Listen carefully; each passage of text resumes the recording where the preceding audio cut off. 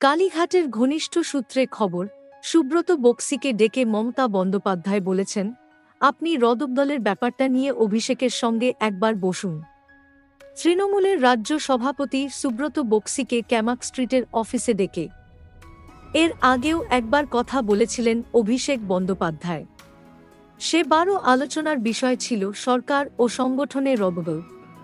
দিদির পরামর্শের পর এবার দুজনে এখনও পর্যন্ত কথা বলেছেন কিনা তা অবশ্য স্পষ্ট নয়।